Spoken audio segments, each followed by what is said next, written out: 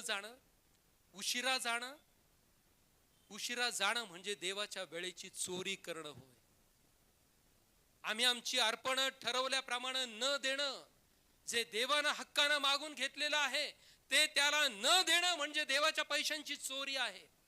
परमेश्वराने दशांश मागितलेला आहे, तो दशांश न देणं म्हणजे परमेश्वरानं दिलेल्या आम्हाला उत्पन्नाची चोरी केल्यासारखं आहे. आम्ही चोर नाही आहोत, तो कोण आहोत? आम्ही जर दशांश देत नाही तर आम्ही चोर आहोत. आम्ही उपकार स्तुतीची अर्पण देत नाही तर आम्ही चोर आहोत. आम्ही देवाचा वेळ देवाला देत नाही तर आम्ही चोर आहोत.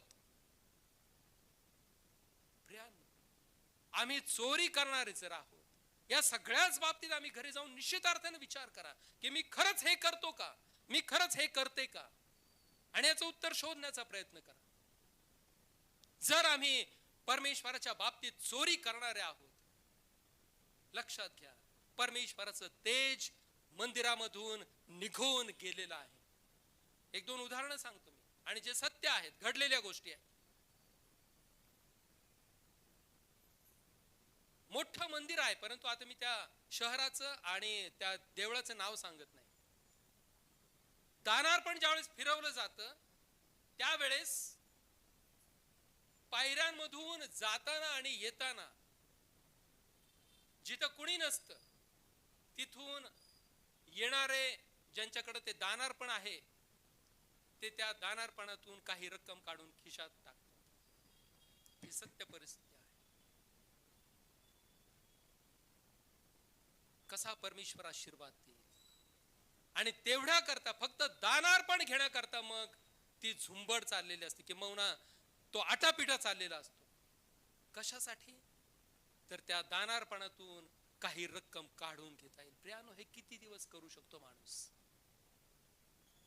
लक्षात घ्या, जे दान सभासदांनी श्रद्धेनं अर्पण केलेलं आहे त्या अर्पणाची चोरी करणं म्हणजे थेट परमेश्वराचा क्रोध ओढावून घेणं आहे.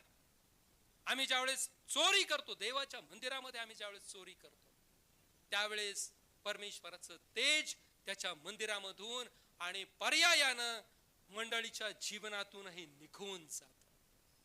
तुम्ही कितीही पैसा कमवणार असाल, परंतु तुमचं जीवन परमेश्वराच्या तेजानं भरलेलं नसणार आहे, हे कायमस्वरूपी लक्षात ठेवा.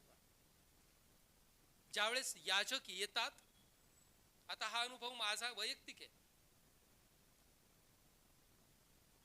पाहुणा म्हणून ज्यावेळेस याजकांना बोलावलं जातं